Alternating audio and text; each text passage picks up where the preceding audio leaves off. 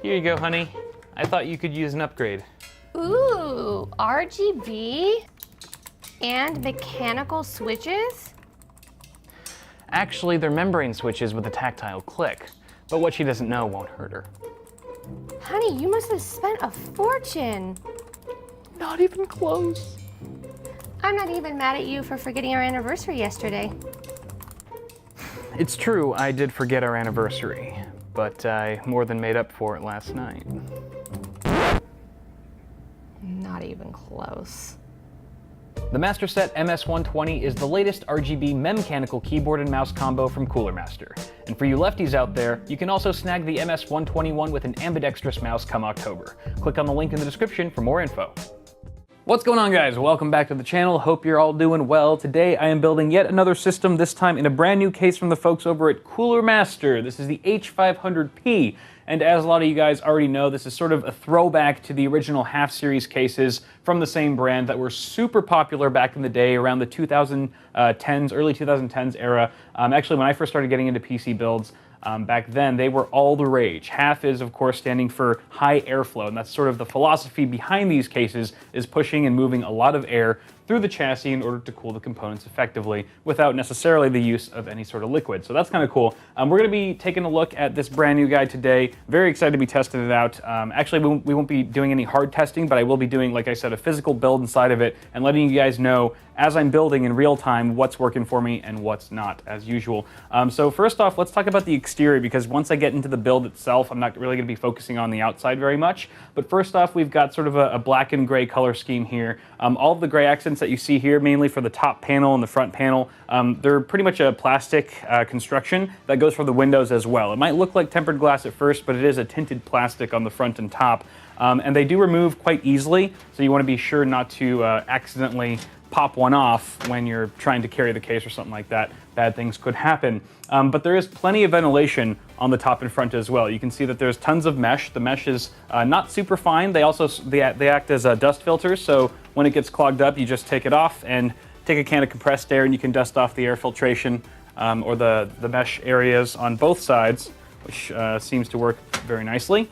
Additionally, you've got tons of radiator support. First off, let's talk about those fans. I mean, they're kind of hard to ignore. You get a pair of 200mm RGB fans. And I believe the case also comes with a splitter, so you can connect up to 3 RGB devices to a single 50/50 header on your motherboard. So that's kind of really convenient. Additionally, you can fit a 360 radiator at the front or the top. You can also fit 280mm radiators, so any combination of 120s or 140s should do just fine.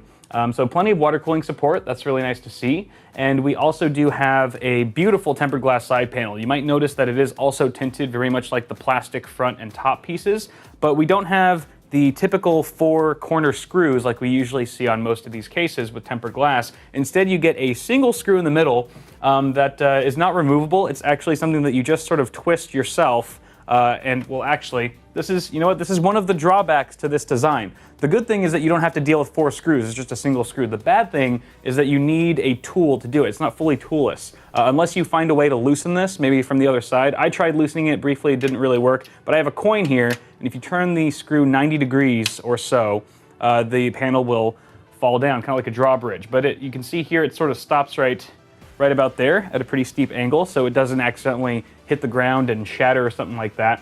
So it's kind of latched onto the bottom of the case and kind of adds for a nice little catcher right there. And of course you can remove it. You're going to see me remove it fully shortly, but that is something to be aware of, and then you just kind of turn it back into place and it pops on perfectly. So that's really cool. You also get a 140mm included fan at the back of the chassis as well. It's not RGB, it's just a standard black fan, very color neutral all around. And let's see, there's also a dust filter for your power supply. Removable dust filter. It is not magnetic, it just has, it's on rail, so you just slide it out like so.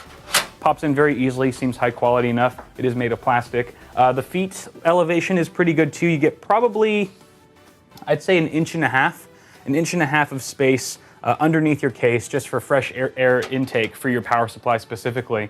So that's also nice to see. Nothing really on the other side of the case, it's just a regular black steel side panel.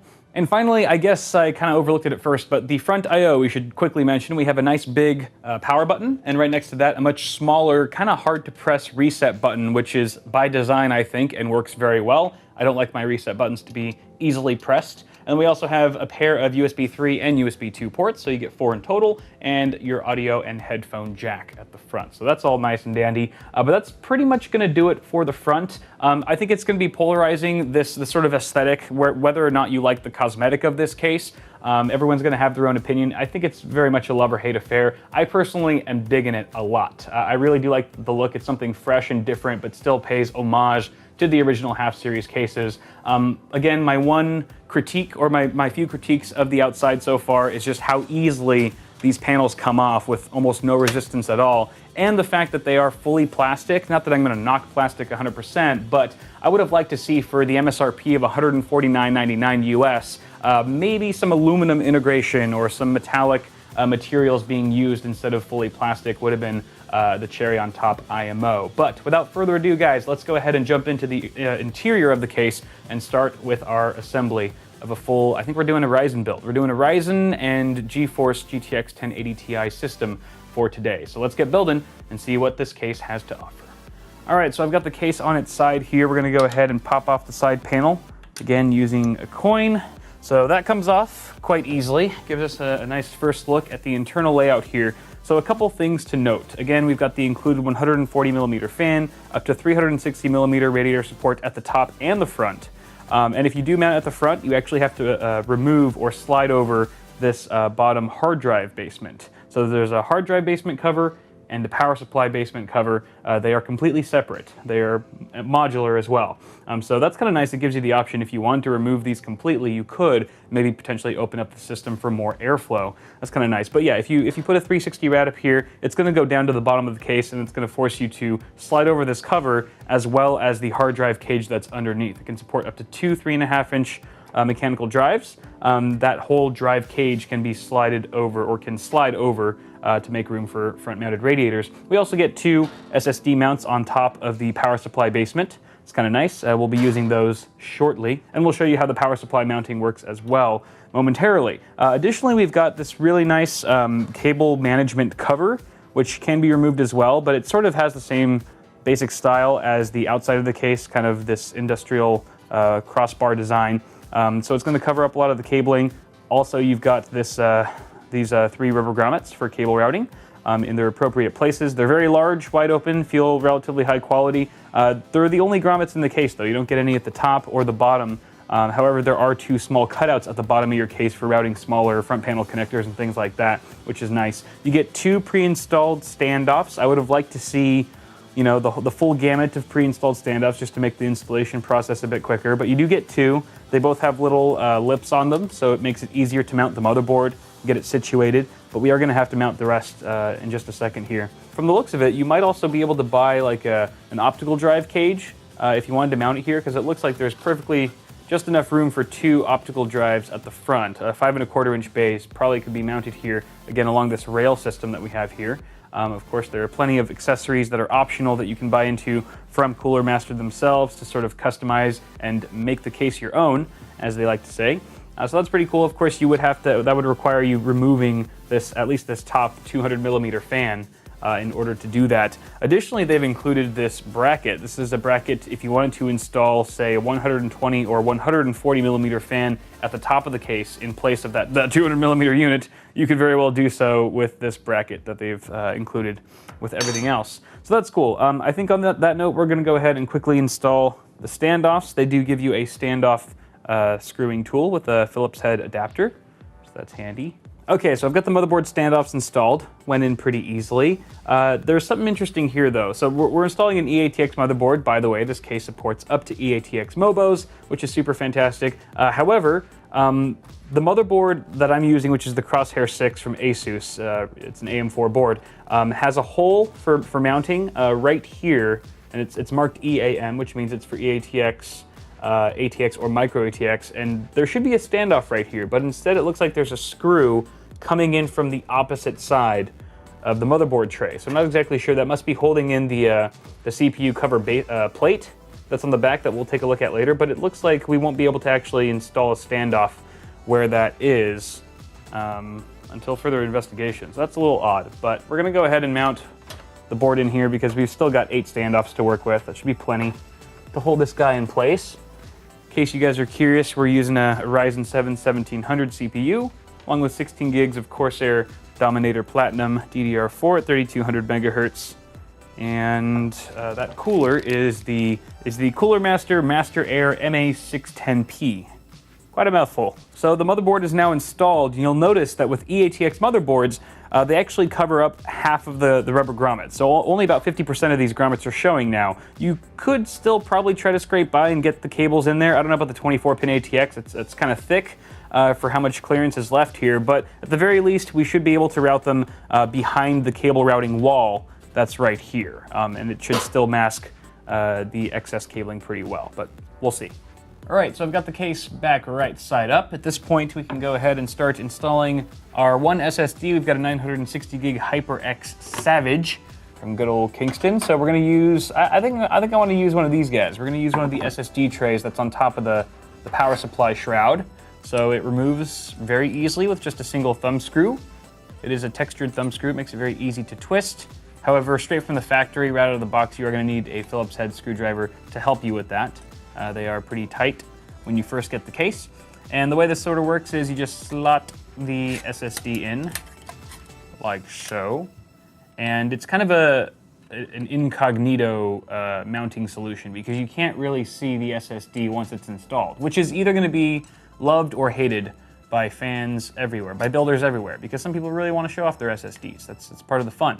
Other people, you know, buy really ugly SSDs and want to hide it for all intents and purposes. I think it's good. I think it's a good thing that they're kind of blacking it out and that it's more covert. I actually kind of like that blacked out theme. So we're gonna just screw this SSD in with 4 screws.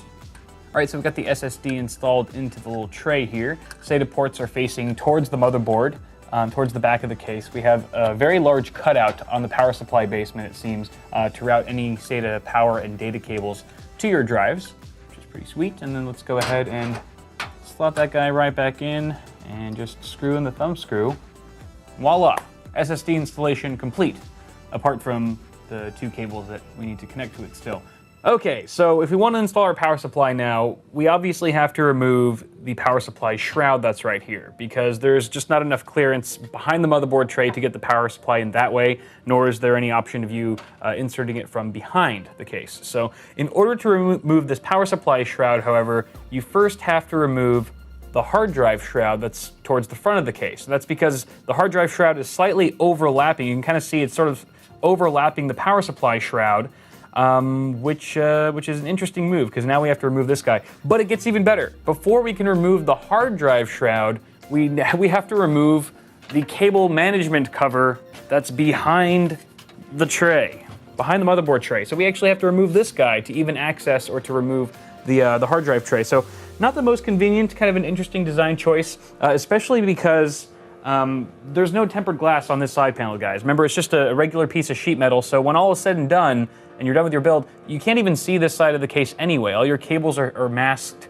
in the very end, so I'm not exactly sure why you need a cover underneath another cover, especially if that is gonna make the power supply installation more difficult. Seems a bit counterintuitive to me. But I don't know, maybe you guys have some of your own opinions that you can formulate in the comments below about this interesting add-on to the back side of the case. So we've got these 2 screws that hold the cable management cover in place. It kind of swings out like this. It's just on some hinges, just removes like so. Steel construction, very sturdy. It'll be good for at least sturdy when clamping down your cables. You can see some front panel connectors here. And that'll give us access to, not that screw, this screw right here. There's 1 screw at the back. This is one of the screws, one of the 2 screws that's holding in that hard drive cover, that hard drive basement cover. If I flip the case around, boom, we can now draw our attention to the bottom of the case here. There's a screw, there's that 2nd screw holding in the hard drive cage, hard drive cover, I should say.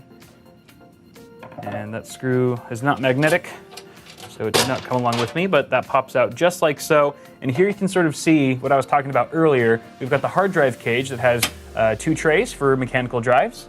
I believe you can also mount SSDs to that, so that's nice. You can also remove this hard drive cage and slide it over to the left towards the back of the case to make more room for front-mounted radiators. So that seems to be working pretty nicely. But moving on to our power supply, we've got 2 screws at the bottom here. We've also got 2 screws in the back. I actually removed one of them already, so I only have one more to do here. But that's 2, 4, 6, 8. We had to remove 8 screws just to start mounting our power supply. So I don't know, that's not gonna bother some of you. I think it's a little much for me. A little much for my taste. Oh, let's make that 9 screws because there's also 1 screw behind the motherboard tray. 1 last screw holding in that power supply shroud. Now we should be able to remove the shroud without issue. There we go. All right, now we've got a nice open area to install our power supply. So give me 1 moment, I will BRB. All right, power supply is going in. We've got a 650 watt G2 from good old EVGA. Slot that in like so. Also gonna take all the cables with me and pull them through the back of the case. And at this point, this is more or less a standard mounting procedure for power supplies. We've got our 4 screws in the back that need to go in. Should also mention that there are rubber pads at the bottom of the case, so it will help reduce noise and vibration for your power supply. So at this point, we can just start popping on our covers again. All right, so back on with the power supply shroud. It's very well machined at the very least. I can definitely say that the holes line up when you're trying to screw things in. You don't have to sort of force adjust any of the pieces to get the screws threaded. Also another bonus, all the screws that you're seeing me use right now are the same, so you don't have to dig through to find out which screws go where. They're all identical. Okay, and we're gonna leave this cover off for now since we still have to do a bunch of cable management back here. So on that note, I think the only component, the hell? This thing, I swear. Just look at. Look how easy it pops off. Why? Why does it do that? Stop it. So the last component that we have to install is the graphics card. But before we do that, I'm gonna do some wiring here. Let's do some cable management. Just get our main essentials connected. Let's see. With an EATX motherboard, can we fit it through the grommet? It does fit through the grommet. Even 24 pin seems to fit. But is it comfortable? That is the other question. Because if it ain't comfortable, you know what? It's not. It's a little too tight for my liking. So I'm gonna actually just route it through from underneath the. The grommets also seem to pop out quite easily, so beware of that. Let's see. Can I connect it from this side of the motherboard? All right, that's a connection. Beautiful, and it looks pretty clean. I mean, from what I can tell, you can't really see too much of that 24 pin. It's almost like you don't want extensions really, or extensions wouldn't be very valuable in a case like this, where at least if you're using an EATX motherboard, where you're really only seeing maybe ½ an inch of the cable, at least for your 24 pin. Now you can see my fingers poking out here. We've got 2 entryways at the top of the motherboard for routing more cables, such as your CPU, your 8-pin EPS in most cases. So these, in goes the cable. That's solid. So this is interesting. As I'm trying to route the SATA power cable to our SSD up here, at first I was like, oh, I'll use one of the small openings that's at the bottom of the motherboard. But apparently with an EATX motherboard, or perhaps this is the case with any ATX motherboard as well, it kind of covers up those holes. So fortunately there's still one giant cutout on the power supply basement itself, the power supply shroud. So we can actually, let's see if we can get it up through there. Oh, it looks like you can. This would have been much easier had I plugged it in before mounting it to the basement, but that would have been too easy. So that looks good. Let me get a SATA cable, BRB. Come on. Come on, you son of a... Oh, jeez. The right angle SATA plugs are not doing well.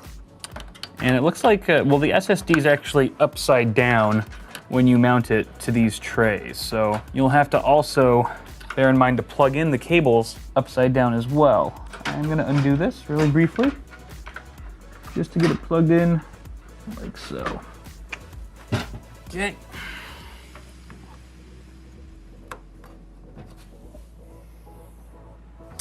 Okay, SSD is now fully installed. All right, GPU installation. You get a couple options here in the H500P.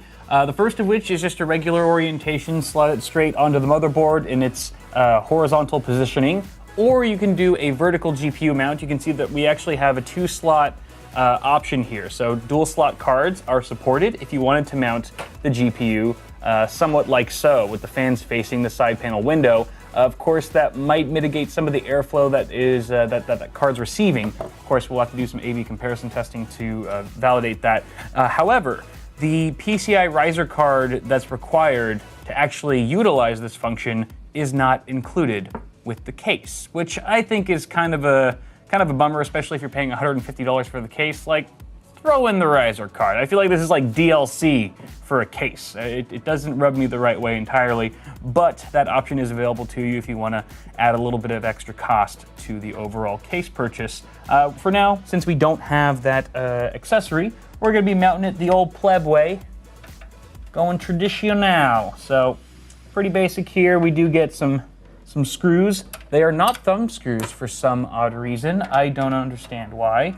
Perhaps it's to not cause interference with the GPU, the vertical GPU mounts, but I still think they could have, it still would have worked. I don't think that's necessarily the issue. Again, there's some things about this case that I'm like, I don't know. Considering the price point, that's the thing. Like, you can charge more for a case, but people will expect more for that price as well. And it looks like we should just be able to slot it in here, like so. Aha! As you can see, I've also routed my my PCIe cables through one of the grommets there towards the bottom. We only have a 6-pin and an 8-pin. We actually need 2 8-pin plugs for our GTX 1080 Ti here. It's an EVGA ICX for the Win 3, a very high-end card. But we are short 1 VGA cable, so excuse me one moment. GPU installed. So at this point, I say we dive into some cable management. I've already started a little bit at the back. You can see it's not a complete disaster, but we've got plenty of options here. There's lots of tie-down points. You can see that we've got several at the top, going down on the right side of the grommet. There's even a couple in between, and definitely some above the power supply as well. There's also this cover here, this cover for your CPU plate. So if you just want to mask off the back plate of your motherboard and your CPU cooler, you can do so. Of course, this is removable, so if you don't like it here, if you want additional room for cable management, not that much cabling happens in this area behind the motherboard tray anyway, but if you did, you could remove it and leave it removed for your build. It's totally up to you. Additionally, I just learned that I made a mistake earlier. I mentioned that these two holes right here were cable routing holes, when in fact they are not. They're actually grooves, so that if you wanted to reposition one of the SSD trays to the back of your case, behind the motherboard tray, you could do so. And that's why we have these 2 threaded holes here, is that you can actually mount those 2 SSDs behind your motherboard if you so choose. So forgive me, Cooler Master and viewers, these are not, it's not the fact that your cable, that your motherboard is covering up these holes for cable routing. They are in fact meant for the SSDs. So that's been cleared up, that's good. Let's proceed to tying these guys down. Of course, we have the power supply basement and hard drive basement to help us stash any excess cabling down below, out of sight and out of mind. So I've got our RGB fans at the front of the case already connected to this 3-device splitter. And we actually have room for a third one if we wanted to connect one, but we actually don't. We're actually good with just the 2. So I'm going to connect the end of that to a 50/50 header on our motherboard. And we've just got a ton of cables here that we can start zip tying. I should also mention you get a ton of cable management specifically in this region right behind the cable cover here, you get probably about 1 inch to 1.5 inches of cable routing space. Definitely 1.5 inches. There's a lot of space back here. Very generous. Now, I'm curious if there's going to be any cable interference here. So it looks like there's just barely enough space between the motherboard tray and this cable cover for small, like fan-sized cables to fit through. So they don't all have to be routed 100% above or below the cable routing tray. And I do now see some benefit to this cable cover, and it's mainly so that you have an easier time replacing your side panel after all your cable management's done, because it does help clamp all of it down and flatten it. These screws aren't magnetic enough. Here we go. All right, look at that.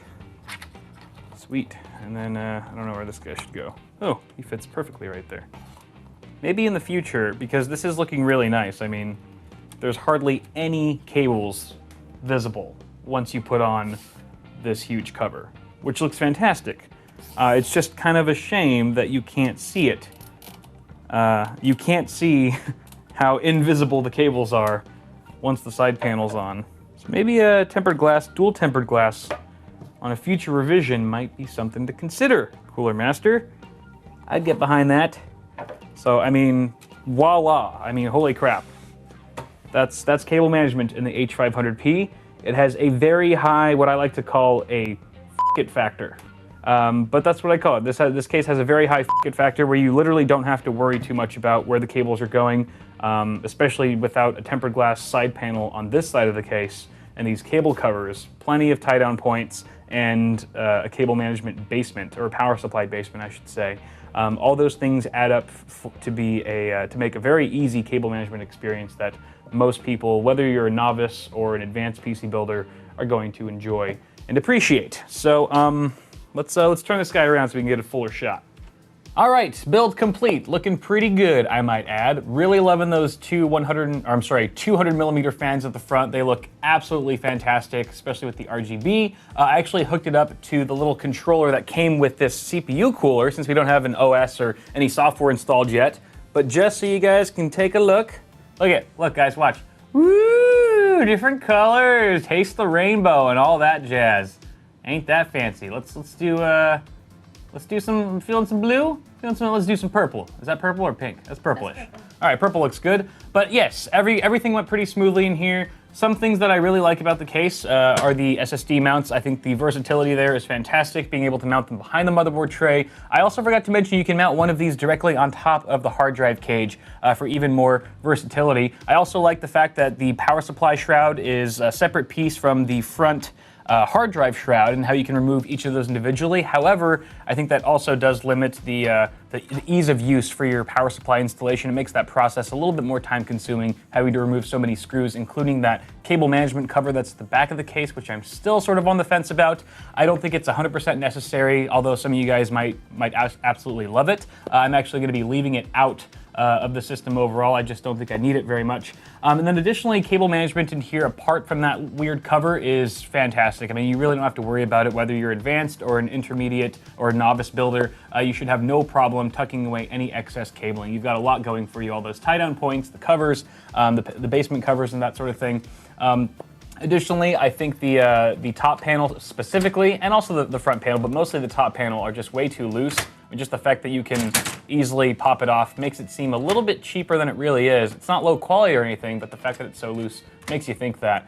So they might want to fix that on a future revision. I do like the fact that there's so much water cooling support in here. It makes me really wish that I had an AIO to actually test out the mounts, although it's pretty straightforward. You get plenty of flexible mounting strips at the top and the front, so tons of water cooling support there. The option to have a vertically mounted GPU is great, and I appreciate that. However, the fact that it doesn't include a PCI riser card to do so out of the box is kind of a disappointment for the $150 price tag. And since the original half series of cases came out back in the day, $100 cases have come a long way. And for $100, you can get pretty much 80 to 85% of the features that you're getting with the H500P. So whether or not that additional $50 is worth that 15% of added features is 100% up to you. You're gonna, at the end of the day, you're gonna have to determine whether or not it is worth the added cost. But overall, I like the case. I think it's a great buy. I also really enjoy the way it looks. That's gonna be a huge subjective thing. If you don't like the way it looks, then that's a pretty easy decision for you guys there. But overall, let me know what you think in the comments below. And that's pretty much gonna do it for now. Thank you so much for watching. Be sure to toss me a like on the video if you enjoyed it. And be sure to subscribe to the channel for more tech stuff coming at you really soon. As always, I'm Kyle Bitwit, and I will see you guys in the next video.